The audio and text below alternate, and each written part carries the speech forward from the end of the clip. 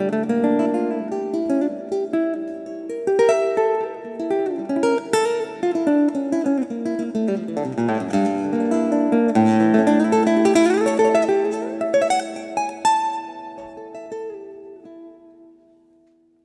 is Private Matters. I'm Max van Praag. We're talking about intimacy, and today's show is about group marriage, something you don't talk about every day. My guest is Sun Lundell, and she is here to share with us about her story being a member of a group marriage many years ago in San Francisco, the group Kerista. Welcome to the show, Sun. You have been in a group marriage at some time of your life, and you described that as a very tender story. Yes, I think so. I think it was a really great experience for a 20-year-old something girl like myself to have had, and I think it's really helpful even now, because I think people are open to trying a lot of different things sexually, but they're still really all looking for the same thing that people have always been looking for. And so, Which is? I think people are looking for love. People are looking for love. They're yes. looking for belonging. They're looking for people who really see them to share their lives, right? Yeah. And so in my 20s, I was just learning to understand who I am. And I found a situation that helped me get a lot of different kinds of experiences without being in an overly vulnerable situation. And I think for me, the group marriage really met all my criteria, because I never wanted to be in an open relationship. I never wanted to be in the open lifestyle. And in San Francisco, the group Kerista was building what do we call it? A scientific utopian experiment. Uh-huh. And we were interested in forming a new kind of family that would solve problems Kerista better. spelled Kerista, and this was a group in the 70s, in the late 60s, 70s? Yeah, it was founded in 1972 by a fellow named John Presmont, who passed away a few years ago. And he was, all his life, he was always trying to create an alternative community. He had done so in New York, he had done so in the Caribbean on an island, and he had come to San Francisco with some of his friends, and they had formed Kerista about 15 years before I discovered it. And so I joined as kind of a newcomer for the last 5 years. And how many people are we talking about? Well, when I joined, I was the 23rd person in the group, and the group was not just one family, it was a couple of families. And when I left, there were 32 people left. So, the group, over the 5 years, it grew a little bit. Some people came, tried it, and left. And, when it all ended, which all happened in around 1992, there were 33 people who really were considered the Kerista commune. How many men and how many women? It was pretty balanced. I only know from my family, the family that I was leaving at the end there had 7 women and 6 men. So. Now, I'm sure everybody watching is thinking, well, how does this work? Are you intimate with all the people of the opposite sex that were in the group? And is there some kind of a list on the fridge with Monday, Tuesday, Wednesday, when everybody has their turn? Is this how it works? Yes, that is exactly right. We called it the sleeping schedule.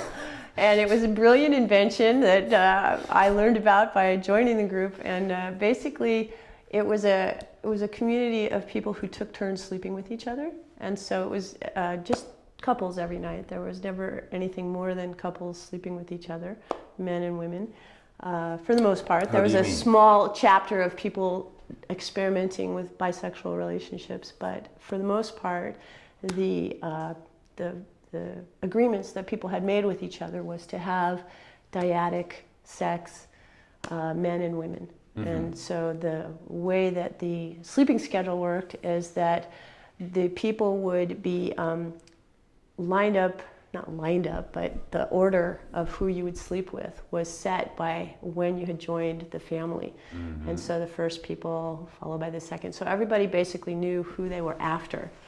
And so the first man and the first woman would sleep together, then the first man and the second woman, and the first woman and the second man, and it just kind of worked like that, and it was a repeating cycle. What if you didn't feel chemistry with one of the people you're sleeping with? Well, that was something you would discuss before someone joined the family. So it was a very democratic group. It was not just a try it on group. It was meant to be love for life, and meant to be, we even thought of it as a monastic order.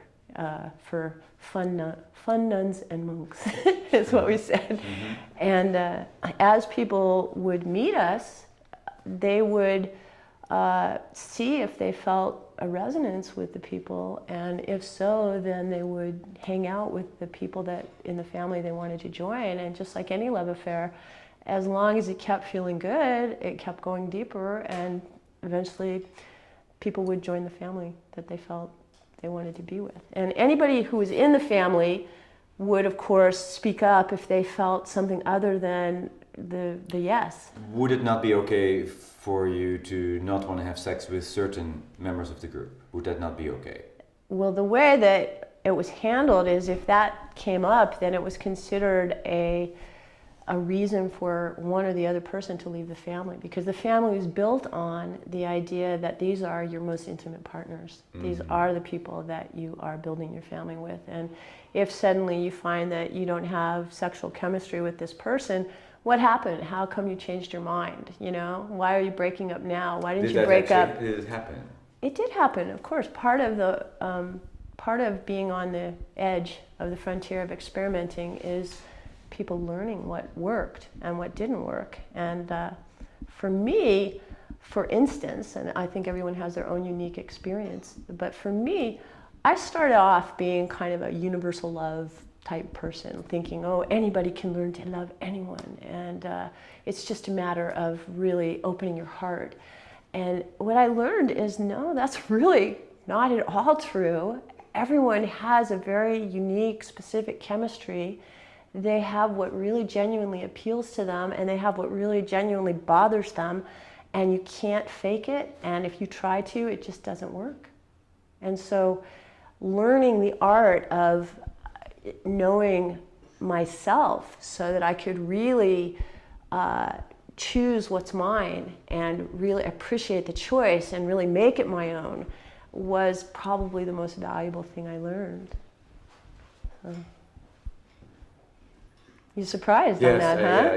Yeah. What do you think? Well, no, I think that's beautiful, actually. But what do you think for yourself?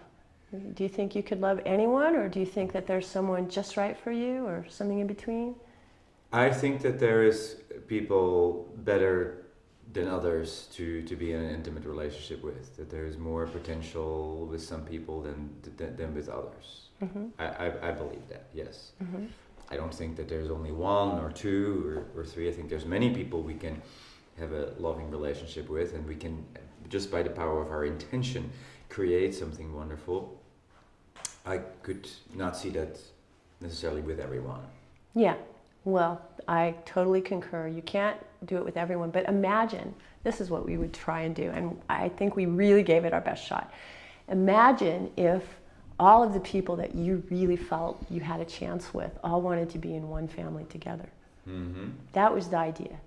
Yes, I get it. And the things that we had to overcome for that was a lot of different things. Part of it was people not knowing themselves and not knowing really what they want. So, you know, there was kind of the shadow side of people's psychology, where maybe we would call it subpersonalities, where maybe people had internal contradictions mm-hmm. about what they wanted. And so they would kind of, on the one hand, maybe they would think someone was cute, and on the other hand, they would think that that person wasn't cute, they were doing it because they didn't want to leave the family, right? That kind of a feeling.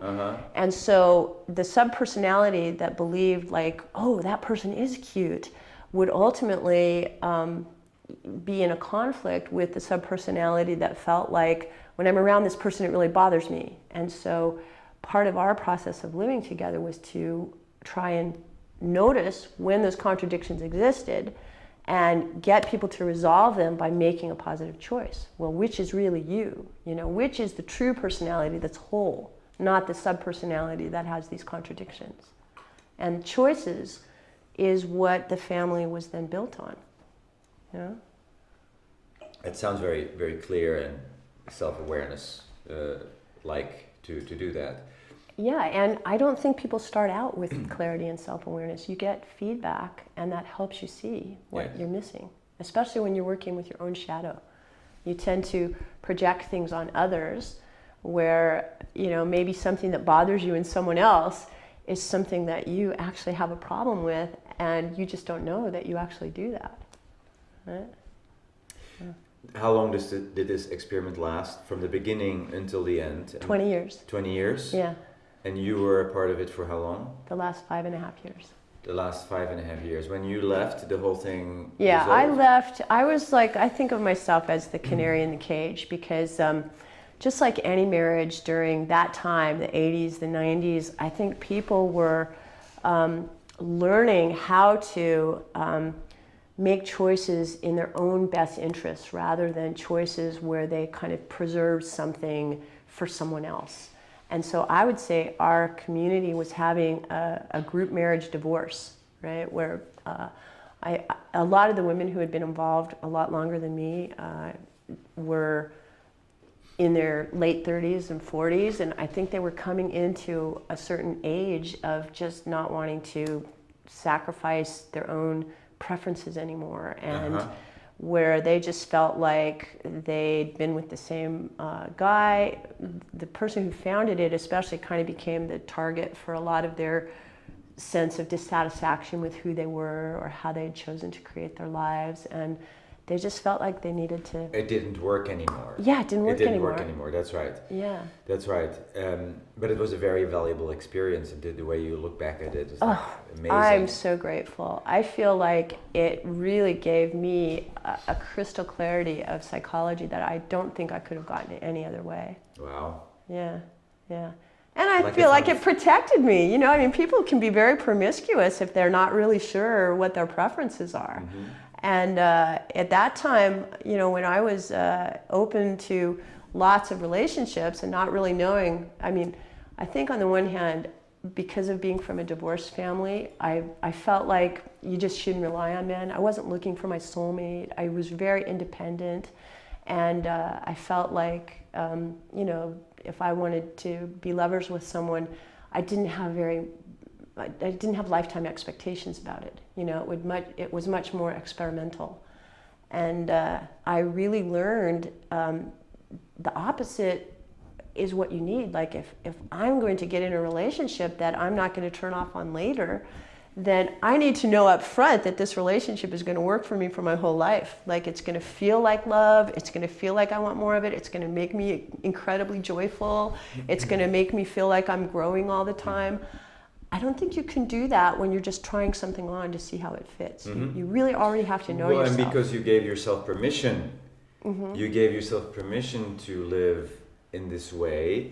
Mm-hmm. Your life changed. Your choices and your preferences changed after that, and you ended up in a monogamous long-term relationship, right? Yeah. With the man you're married to today. Yeah. My feeling about that is that the universe designed it so that this group marriage experiment would fall away so that I would be free and available when we met, because like I saw double rainbows for the first time in my life on like our first date, and it's been, I call it the never-ending honeymoon. It's been like that pretty much ever since. How long? 20 years. 20 years? Yeah. In a monogamous relationship. Yeah, it hasn't been monogamous for 20 years, just about. Mm-hmm. At first, that relationship started with me thinking that I had the right lifestyle, i.e. group marriage, but the wrong people. Because I kind of, once that ended, I was like out on my own again, and I was still dating a few of the people from my family, but it had a very different energy. We didn't know what we were going to do next. Yes. And when I met my husband now, the first thing I did was tell him that I didn't have time for any more boyfriends. I want one person. After having lived with 32 people, I want one person. No, I didn't say that because I didn't feel that. I mean, I think he had to really prove himself to me for about a decade because he's very monogamous, and he's, at least it seemed to me that he was never that interested in anybody else, and all of our differences would be about me feeling like I was more independent and he was more, not as interested in like having other people, so. Are you still in touch with any people from Kerista? Barely. Yeah. What would you say to someone today who told you that they wanted to be in this kind of an experience? I would give them as much counseling as I could to make them happy with their choices in life. I think it can work for people. I think it's easier for people who are experimenting with who they are rather than people who've already kind of decided what their preferences are. Are there resources available for people who are looking for a group marriage, as far as you know? I think there are more than there were at the time. I'm not really up on it, but I bet I know there's a very active polyamory community awareness. You can Google it on the web. There's tantra scenes. There's polyamory, but the concept of a group marriage is not something that's common. I agree. I think most people think polyamory, where you have multiple lovers, is what I experienced, and it's not, because the difference between polyamory and polyfidelity, is what we called it, is that you have selected your lovers for life as a closed circle. You're not having other lovers that aren't in the sphere. You make vows to those people. You do. Yeah. You mostly make vows to yourself, but you embrace a very conscious lifestyle.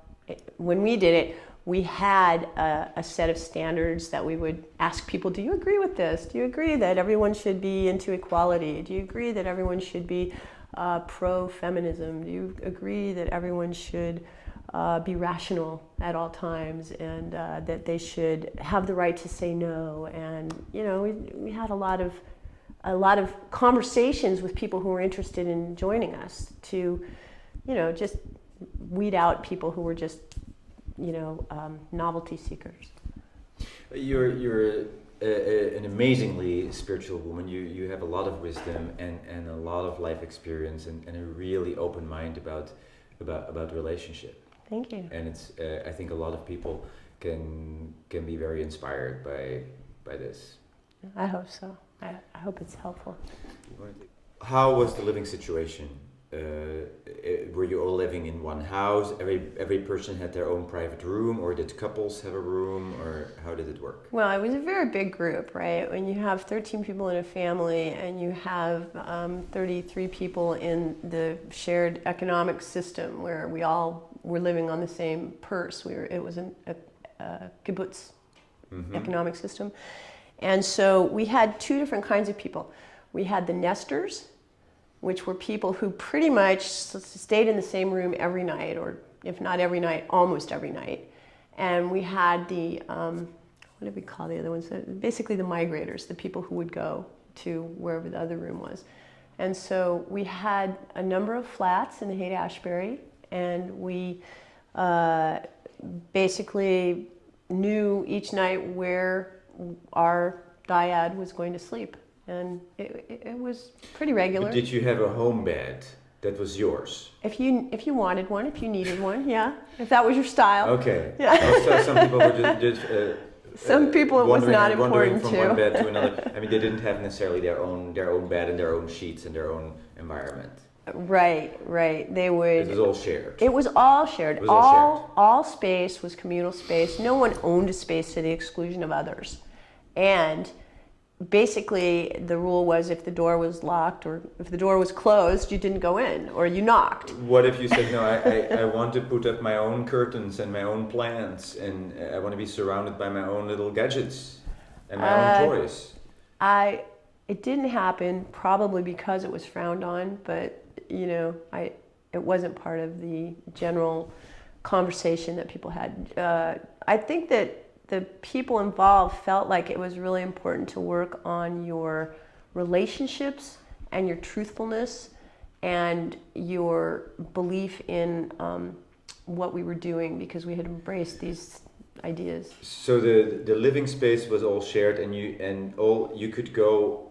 It was one building or one house. There was a joke, like I think it was in the Bay Guardian. There was a San Francisco paper that interviewed one of the women in our group, and the cover picture on their paper was her rack of keys. She had a key ring that must have weighed 2 pounds. She had 22 cars and 14 flats and 3 offices, and it was a joke how many keys we had. So, but everybody was in the same arena. Yeah, we just took turns with the resources. So, what if in the middle of the night you said, well, I've been sleeping with Mary until 2 a.m. I am now going to find Jesse for the rest of the night. Well, the culture was, if you wanted to have freebies or, sex with other people that wasn't like your night, you would do that before you went to bed with your lover of the night.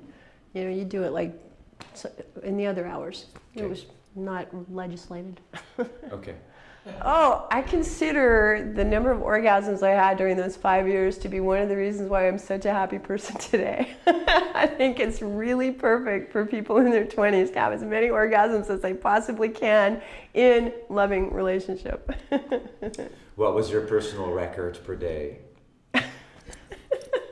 Of orgasms or lovers? Lovers. Lovers. I had 3 lovers in one day, once. That was a very memorable day. You used the word kibbutz. Was there an economical system in this family? Yes. In this group? Yes, we were astonishingly successful economically. We started out as all making the agreements to live out of the same purse, and so we had voluntary income sharing. That was one of the big deals of joining the community, is all your wealth went into the purse, and all your debt, the community helped you retire if you had debt. And if you decided you needed to leave, you would leave with at least a couple $1,000, but no more than what you came in with, And so the group was wealthy. Well, I think the group was middle class, but I think the lifestyle was wealthy, because basically when you live in a group that way, you get a lot more efficiencies. And so the economic system, let me just tell you, because it was brilliant, and we taught it to the folks at the farm, so they embraced what we were doing. And we had a system called CHITS, where we had an internal economic system where everybody was basically on a cash system. They kept cash in their pockets. Our limit was $200. We would have $200 in our pockets anytime that we could spend on anything we wanted without having to check in with anybody.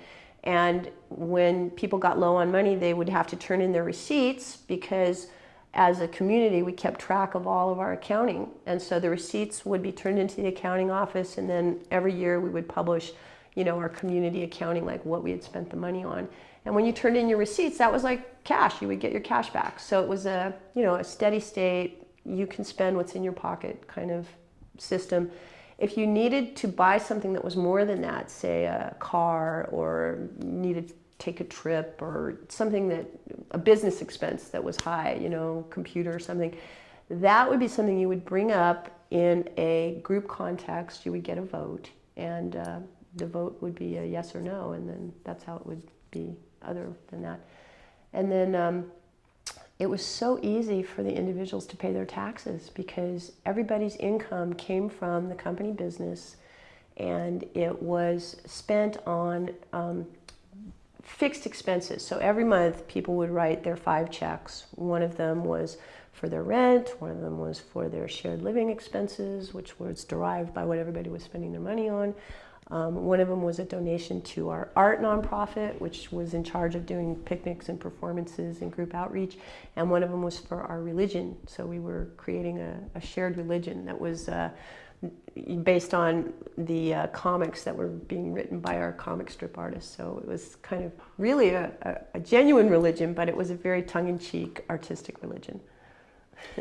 Sun, when you think back of the time you were part of Kerista, what was hot for you at the time? Oh, well, people dressed really hot. They were in, I had never seen people wear, you know, like fishnet stockings with, you know, clips, or just latex clothes, you know, like different kinds of erotic things that you wear on your arms and legs. So I remember being very attracted to guys at the party in shiny red pants, you know? Okay. And if I ask you today, what is hot for you? What's hot for me today is love. The love of my boy every night when we're together. I just feel like I know why I'm alive. Things change over time. Uh-huh. What's hot for us, yeah. Yeah. So this was really important conversation that we had with Sun about group marriage in a world where many people are confused about the traditional forms of marriage. Marriage is not working in a big part of the society, and people are looking for new choices. And this is not everybody's choice, but it's good to know that it can be done, and that it can be done in a way that feels very honoring, that's very respectful, that values everybody, and that's why I wanted you here. Yeah. From the beginning of the show, I wanted you here. I wanted people to hear this story. Thank you very much. It's my pleasure, Max. Thank you. This was Private Matters. I'm Max van Praag. Next week we'll talk about another choice that you have never thought of.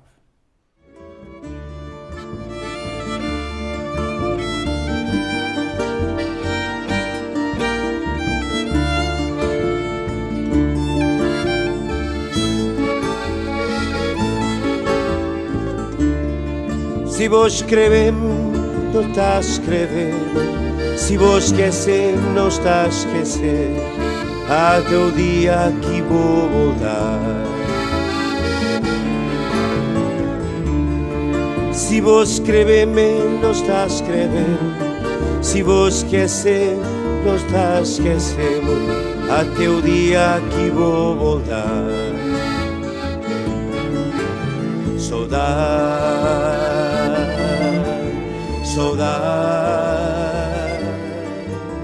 Saudades, minha terra, São Nicolau.